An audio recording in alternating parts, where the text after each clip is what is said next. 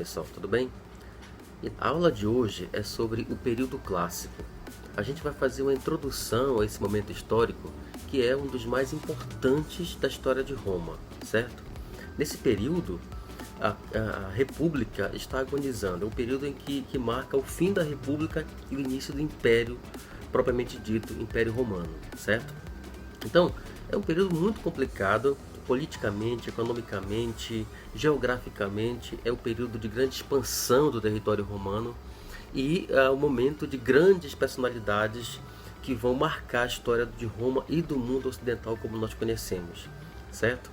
Então, se preparem aí para uma discussão a respeito desse momento, que é o momento mais importante da literatura romana, da história de Roma, e que vai marcar decisivamente toda a história do mundo ocidental que vem depois, certo? Esse período, que a gente chama de período clássico, né, ele vai do final do século II, início do século I a.C., até mais ou menos o final do século I depois de Cristo.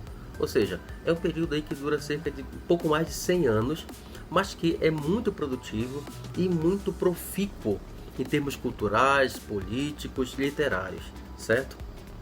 A gente costuma dividir esse período em duas épocas, didaticamente falando, né? A época de César e Cícero, que vai de 81 a 43 a.C., e a época de Augusto, que vai de 43 a.C. até 14 depois de Cristo. No que se refere à época de César ou de Cícero, destacam-se as produções literárias de autores como Cícero, que foi o maior expoente, o grande nome da literatura, da cultura romana desse período. Uma grande personalidade de quem falaremos nas próximas aulas, certo? Nós temos a figura de César, o grande general Júlio César, que também foi político e também escritor. Temos também a filosofia de Lucrécio, a historiografia de Salustio e a poesia lírica de Catulo, que são os principais nomes desse período, certo? No que se refere ao período de Augusto, que é o momento em que prevalece a poesia, graças ao incentivo de Augusto às artes, né, à literatura romana, você tem grandes nomes como Virgílio, com a poesia épica, a Eneida, de quem falaremos também futuramente, e a poesia lírica e satírica de Horácio, certo? Mas, para a gente entender bem esse contexto cultural, é preciso dar uma olhada, fazer um panorama a respeito do momento político pelo qual passava Roma naquele momento. É muito importante, por quê? Porque tudo vai resultar num momento em que Augusto chega ao poder e aí sim as artes, a literatura alcançarão o seu apogeu. Não que antes você não tenha grandes manifestações literárias, como é o caso de Cícero, por exemplo, né? E mesmo Catulo. Mas a gente vai ver o contexto, as circunstâncias que levaram Roma a alcançar esse momento político, cultural tão importante, certo? Vamos começar então com o período de César, né? Para explorar a literatura do período de César, é imprescindível mencionar dois momentos relevantes da história de Roma que são protagonizados por duas figuras de características ligeiramente diferentes e igualmente marcantes. Os dois ditadores, Sila e César. Sila também chamado de Sula, né? Essa é uma variação ortográfica aí. Esses momentos compreendem justamente a morte do primeiro, do ditador Sila, em 78 a.C., e o assassinato do segundo, em 44 a.C. Sila, né, que foi um ditador que guerreou, travou uma guerra civil contra um outro aspirante ao poder, que era Mário, que era da família de César. Então Sila vence as guerras contra Mário e chega ao poder e se auto-titula ditador. Lembrando que o dictator era um cargo público naquela época, era uma função pública. O Senado, em momentos de grande crise, em momentos excepcionais, escolhia um governante com poderes absolutos, chamado de dictator. Esse ditador tinha um período, um mandato de 6 meses, nos quais ele poderia tomar decisões arbitrárias, decisões absolutas, sem questionamento, um momento de crise. Depois acabava o mandato e pronto, né?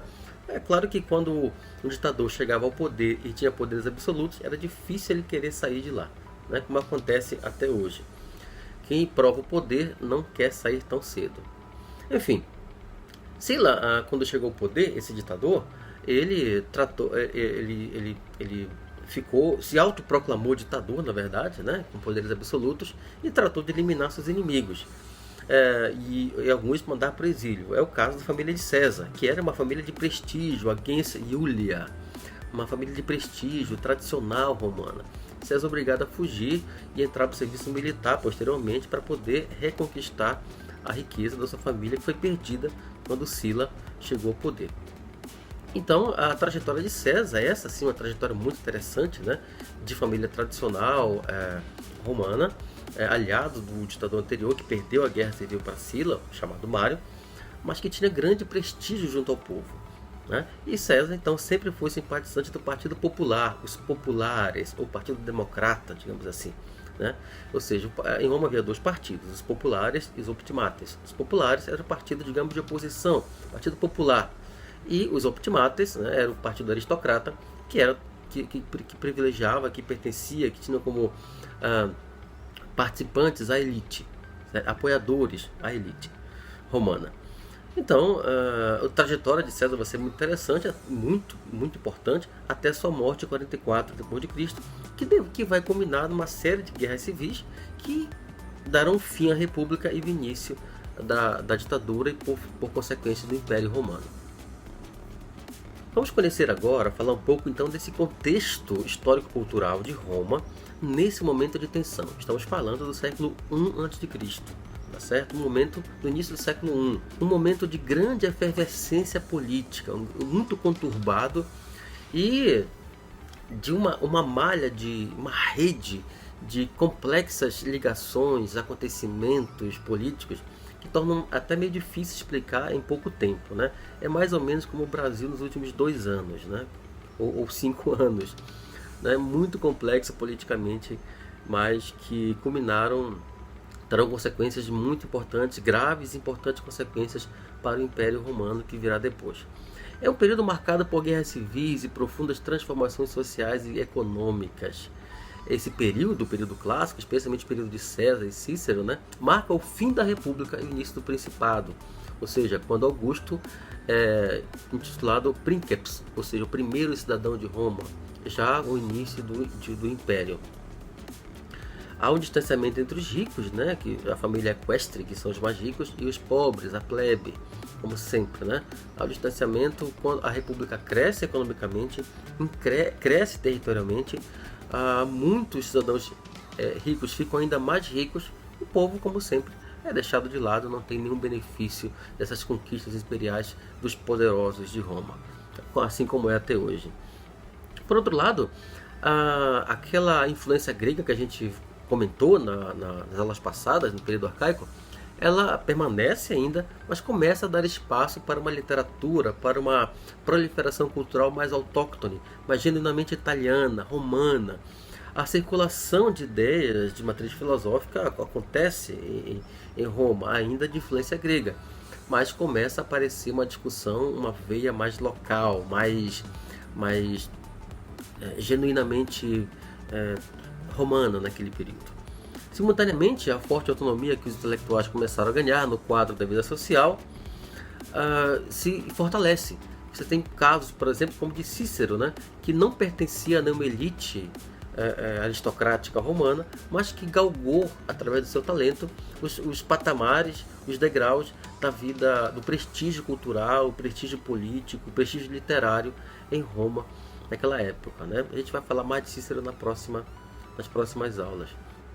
Então, como eu falei, uma data determinante para esse momento político tão efervescente é a morte do ditador Lúcio Cornélio Sila, que vai gerar uma série de problemas. Ele se autotitula ditador.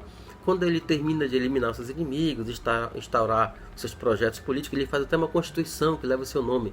Mas, depois de fazer isso, ele se aposenta, não deixa nenhum sucessor e os conflitos retornam. A Constituição que ele escreveu é esquecida, são feitas outras leis e, portanto, nada do que ele fez permaneceu de fato, né? Há uma série de revoltas, inclusive a dos escravos, né? A mais conhecida, a revolta de Espartacos, que foi reprimida por Crasso e depois por Pompeu, e que projetou muito o político e general Crasso, né? A gente vai falar um pouquinho sobre ele daqui a pouco. E um importante consulado de Cícero em 63, né, em que ele combate a conjuração de Catilina e desponta como um grande político romano, né? É o maior ato, o maior momento político de Cícero é quando ele destrói a conjuração de Catilina. A gente vai falar também sobre isso depois. Mas ele acaba sendo exilado, né? Eu vou falar mais também sobre isso, e volta um ano e poucos meses depois para Roma. Depois nós temos em 53 a.C. Crasso, né, que fazia parte do primeiro triunvirato entre César e Pompeu, é assassinado. Em 49 a.C. César se candidata ao consulado, mas o Senado nega, e por causa disso começa a guerra civil entre César e Pompeu. César vence essa batalha, essa guerra contra Pompeu, mas fica por cerca de 5 anos, um pouco no poder, até que é assassinado em 44 a.C. Vale a pena falar um pouco mais sobre César. A gente não vai ter tempo de falar sobre as suas obras nesse curso, mas é importante lembrar que ele foi determinante para a configuração daquilo que viria a ser o Império Romano como nós conhecemos. César, como disse a vocês, pertencia a uma das famílias mais ilustres da aristocracia romana, né? A família gens Iulia. E ele, que nasceu em 100 a.C., e tinha afinidade com o partido dos populares, né? Ganhou grande prestígio devido a sua família, mas perdeu tudo após a ditadura de Sila. Os fatos mais importantes a respeito da vida de César dizem respeito ao momento em que ele se aliou a Pompeu, que era muito rico, um general, tinha muito prestígio junto ao povo devido às suas conquistas militares, se aliou a Pompeu e conseguiu galgar, né, economicamente na sociedade romana graças a essa proximidade, né? E, ao lado disso estava um outro grande general, possivelmente o homem mais rico de Roma, que era Crasso, aquele mesmo que enfrentou o exército de Espartacos e venceu a conjuração dos escravos, que também, como eu disse, era muito rico, mas que não tinha nenhum prestígio político. Então, esses três fizeram um acordo informal para constituir o primeiro triunvirato, que começa em 60 a.C. e vai mais ou menos até 53 ainda antes de Cristo. Então, esse primeiro triunvirato, ele marca essa aliança informal entre esses três poderosos, né? Obviamente, eu já falei para vocês, o consulado, né, era constituído apenas por 2 cônsules, né, não 3, eram 2 com um mandato de 1 ano apenas. Mas, como eles eram naquela época os mais poderosos, né, os mais ricos, grandes generais de grande influência, eles fizeram um acordo e havia tensão entre eles, para governarem e cada um ter o interesse, os seus respectivos interesses atendidos durante o mandato, né? Então era um acordo informal, né? Que cônsul mesmo era só César e Pompeu, mas Crasso, que era muito rico, tinha muito dinheiro, também tinha interesses, né? Não fazia sentido brigar, já que poderiam unir forças, né? E funcionou por um tempo, né? O primeiro triunvirato funcionou por um tempo e cada um obteve os benefícios do posto, né? Do poder. Cada um conseguiu os seus próprios interesses. Apenas César, falando sobre César, que aproveitou o fato de ser cônsul, né, para instituir algumas leis de reforma agrária, distribuição de terras para a população mais pobre, né? E depois ficou encarregado de tomar conta da região da Gália, onde permaneceu por quase 10 anos, conquistando, derrotando todos os inimigos lá naquela região, ficando muito poderoso, ampliando o território romano, né, e ficando enriquecendo bastante, né? Até o momento em que ele, numa das suas últimas batalhas, as principais batalhas contra os gauleses, ele derrota o grande líder dos rebeldes, digamos assim, rebeldes, pode falar, estavam defendendo a sua terra, né, que eram os invasores, eram os romanos. Mas César vence numa batalha muito empolgante, porque ele estava em menor número, ele era um grande general, ele vence os gauleses liderados por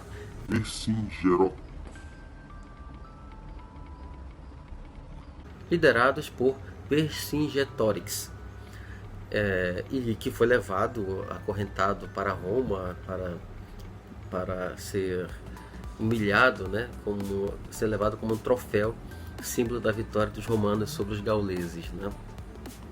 Muito bem, mas isso foi depois. César estava longe, né, de Roma, na Gália, conquistando aquela região. Até que tentou se candidatar para cônsul, como eu falei, né? Esse acordo de triunviros era informal, né? Se candidatou em 49, mas àquela altura os três já estavam abalados. Um pouco antes, Crasso já havia sido assassinado numa batalha contra os Espartas, e o acordo entre Pompeu e César estava enfraquecido justamente porque Pompeu, que era casado com a filha de César, fica viúvo, né? A filha de César morre, e enfraquece ainda mais a aliança entre os dois. Ao lado disso, o Senado teme muito César, que estava lá enriquecendo e ficando muito poderoso. Então, o Senado, com o apoio de Pompeu, promulga, naquele ano, né, 49, ele tem apenas um cônsul, justamente um, que também é excepcional, né? Se será impedido de se candidatar, fica apenas Pompeu como cônsul, que, com o apoio do Senado, consegue passar uma lei que, veja como as leis são feitas, né? Sempre com interesse, consegue aprovar uma lei que determina que só pode se candidatar ao consulado o candidato que estiver residindo em Roma na época da campanha. Obviamente, César estava na Gália, não poderia se candidatar. Então, é óbvio que foi uma lei feita para impedi-lo de se candidatar, temeroso que estava o Senado do seu grande poder. O que faz então César? César decide voltar para Roma, ainda que tenha recebido um aviso do Senado para que abandone o seu exército, que deixe o exército lá e que não entre com o exército em Roma. César então avança em direção a Roma e, diante do rio que separa os limites da cidade de Roma, o rio Rubicão, ele decide, se ele atravessasse aquele rio com o seu exército, aquilo era tomado como um ato de rebeldia, um ato de desrespeito contra as leis romanas. Um exército jamais poderia atravessar o Rubicão. Isso era tomado como uma grande afronta e sinal de rebeldia. É o momento em que César tem que decidir se ele atravessasse o Rubicão com seu exército para tomar Roma, para entrar em Roma. Isso teria sido tomado como um ato de rebeldia, um ato de sedição. E César tem que decidir. Se ele entrasse em Roma sozinho, certamente ele seria morto, porque o Senado queria acabar com seu poder, que estava muito grande, assim como Pompeu. Mas é o momento que César fala a famosa frase, né? Alea iacta est, a sorte está lançada, e atravessa o Rubicão. Os senadores, quando tem essa notícia, fogem, justamente como Pompeu foge de Roma, porque sabia que o exército de César era muito poderoso. Lembra que o exército era fiel não exatamente à república, era fiel ao general. Afinal de contas, era o general que oferecia, depois das batalhas, as recompensas, terras, uma série de favores aos soldados. Então, o interesse era no general e não na república, né? Não havia interesse de Estado. O exército não tinha interesse no ideal republicano, no ideal nacionalista, não. Era interesseiro aquilo que o governante poderia oferecer para o exército. Então, isso era determinante para a fidelidade do exército, não à pátria, mas sim ao general, né? Então, se o general quisesse dar um golpe de Estado, como fez César, ele teria o apoio do exército, a depender do acordo que ele fizesse com as forças armadas, né? No caso, a infantaria e a cavalaria, que era o exército de Roma. Bem, César, então, em ato de rebeldia, entra em Roma com seu exército. Os senadores e o próprio Pompeu fogem, e começa então uma caçada a Pompeu. Mas Pompeu era muito rico, também tinha seu exército. E começa então a guerra civil entre César e Pompeu, que dura cerca de 4 anos. Pompeu é derrotado no final, e César então volta a Roma triunfante e assume o cargo de ditador também, dictator. Ele também se autoproclama dictator e fica no poder por alguns anos e começa a estabelecer, no começo até que as coisas vão bem, né? César mata alguns inimigos, como é natural, mas não mata todos. né? Alguns dizem que esse foi o erro de César, não matou todos os seus inimigos, que mais tarde viria a conspirar contra ele, inclusive seu próprio sobrinho, Brutus, que era filho adotivo, na verdade, de César. E mais tarde, né, Brutus vai conspirar com os senadores para a morte de César. Então, por alguns anos, de qualquer modo, César implementou uma série de leis que beneficiavam o povo, né? E, como a reforma agrária, a distribuição de comida, César começou, por exemplo, a distribuir uma certa cota de trigo diária para os mais pobres, né? O que fez com que houvesse um certo crescimento econômico em Roma que beneficiava as classes mais populares. Pequenos negócios, por exemplo, imagina, se você distribui trigo 2 vezes por dia, vai fazer o que com esse trigo? Fazer pão. Onde faz pão? Padaria. Obviamente, então, esses pequenos negócios cresceram muito, né? A ponto de esses pequenos empresários, digamos assim, os donos de padaria, crescessem muito, ficassem ricos, inclusive. Então, essa política populista de César ajudou bastante o povo romano, mas despertou a inveja, o ódio dos senadores. Eles viam nessa política uma maneira de conquistar a popularidade e tornar-se permanentemente ditador, ou pior ainda para eles, um rei. O que os romanos mais temiam era a volta da monarquia, porque eles já tinham passado por isso antes, na época dos etruscos, e sabiam que a monarquia não era uma coisa boa para o povo, né? Então, para eles, para Roma, não era, obviamente. Então, qualquer coisa que parecesse uma monarquia, que soasse como a intenção de se instituir uma monarquia, era altamente repreensível, especialmente pelos senadores. Claro, iam perder o poder, né? Já que Roma era uma república, quem detinha o poder era o Senado, certo? Então, era muito ruim perder esse poder que a monarquia causaria. Então, isso aconteceu outras vezes em Roma, com os irmãos Graco, por exemplo, né? Qualquer tipo de política que beneficiasse um pouco mais o povo era tida como uma tentativa de atrair, convencer o povo para uma revolução que instaurasse a monarquia, né? Como acontece até hoje, né? Você quer fazer o povo ter medo, é só dizer que quer instituir o comunismo no país. Pronto, né? Todo mundo tem medo e faz o que for preciso, né? Era mais ou menos assim naquela época. Os romanos, os aristocratas, o Senado dizia que o César ou qualquer outra pessoa queria instaurar a monarquia, pronto. Já causava o terror nas pessoas e por isso as atitudes autocráticas, ditatoriais e até ilegais eram tomadas, tudo em nome dessa ideia de que a intenção era trazer de volta a monarquia, né? Foi o que aconteceu. Acusado então de tentar trazer novamente a monarquia, César foi alvo de uma conspiração que resultou na sua morte em 44 a.C.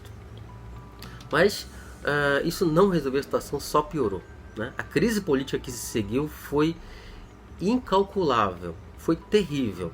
Após a morte, né, o testamento de César foi aberto, né? Ele deixou ele deixou uma soma de 300 sestércios para cada cidadão romano, uma quantia razoável. Ou seja, o seu testamento foi aberto e a herança era para o povo. Isso aumentou a popularidade dele ainda mais. O povo ficou revoltadíssimo quando César morreu e várias sedições aconteceram em Roma. Acima de tudo, mas havia de todo modo uma intenção de tornar Roma uma espécie de monarquia imperial, porque ele deixou um herdeiro. Na República não tem herdeiro. Ele deixou um herdeiro que seria seu sobrinho neto, Otávio. E que, tendo então recebido a herança, né, digamos, política de César, Otávio se beneficiou disso, né? Havia outros interessados nessa herança política de César, né? Marco Antônio era o principal general de César. Ele tinha grande prestígio também, porque era aliado do grande general e portanto também pleiteava essa herança política, né, deixada por César. Mas para evitar conflitos, no primeiro momento, fizeram mais ou menos um acordo, ele, Marco Antônio, Otávio e um terceiro candidato a esse poder deixado por César, que foi Lépido. Eles fizeram um segundo triunvirato. esse era com a intenção de apaziguar os ânimos nessa intenção de poder em Roma, né? Coisa que não durou muito. Logo depois Lépido sai de cena e acontece a Segunda Guerra Civil, desta vez entre Marco Antônio e Otávio, que resulta na vitória, né, do segundo, de Otávio. Marco Antônio é derrotado em batalha naval, né? Naquela altura ele já era aliado de Cleópatra, mas ele perdeu a batalha. Dizem que depois ele se suicidou juntamente com Cleópatra, mas a vitória então pertencia a Otávio, que se declarou princeps e mais tarde imperator. Imperator era o nome que se dava ao comandante das tropas do exército, uma espécie de general, só que com cargo, só que com mais poderes. Então ele acabou sendo, se declarou, portanto, imperator, e ele é considerado o primeiro imperador de Roma, de fato, a se designar como tal, né? É o período de uma certa pax, né? Pax Romana, uma estabilidade política e econômica, porque Otávio era muito inteligente e soube, depois de, claro, eliminar seus inimigos, ele soube estabelecer uma política pacificatória, né? Claro, aquela política, né, de fica em paz, senão você sabe o que acontece com você, né? Vai pro paredão. Então, ele consegue, de todo modo, pela força, obviamente, estabelecer uma segurança, uma estabilidade política, social em Roma, que vai marcar a segunda fase do período clássico, que é a mais produtiva, uma das mais importantes de toda a história da literatura romana, certo? Esse momento é o momento de grandes poetas, como Virgílio, por exemplo, Horácio, e a gente vai falar deles daqui a pouquinho. Mas o governo de Augusto dura cerca de 40 anos. Ele governa de 27 a.C. até 14 depois de Cristo, mas infelizmente não deixa herdeiros. O segundo imperador vai ser Tibério, que era um democrata, era um republicano, mas que acabou aceitando, não tinha outra opção. Ele acabou sendo herdeiro de Otávio. E depois dele, ainda dessa família, né, Júlio Claudina, você tem os imperadores Calígula, depois Nero e depois Cláudio. E aí você encerra essa primeira geração de imperadores de Roma. Alguns dizem que César foi o primeiro imperador. Ele não chegou a ser imperador. E de fato ele tinha poderes absolutos, né, como de um imperador. Mas ele nunca se declarou imperador. Ainda havia um senado, com uma certa participação. É claro que quase nula, porque César detinha os poderes máximos sobre tudo e todos. Mas é interessante notar que Roma nunca deixou de ter um senado. Mesmo depois, quando Augusto realmente se torna imperador, e todos os seguintes, Roma nunca mais volta a ser uma república. Mas sempre houve um senado, né? Sempre houve, porque era uma questão mais de tradição do que de atuação política mesmo, tá certo? Bom, esse período eu falei aqui resumidamente, há muito mais coisas, né? Eu pulei muitos detalhes dessa história tão conturbada que é esse período de final da República e início do Império. Espero que vocês possam ler um pouco mais sobre isso e assistir alguns vídeos que eu vou deixar para vocês aqui como forma de complementar essa aula sobre o fim da República e início do Império, e também chamado de primeira parte do período clássico. Tá certo, gente?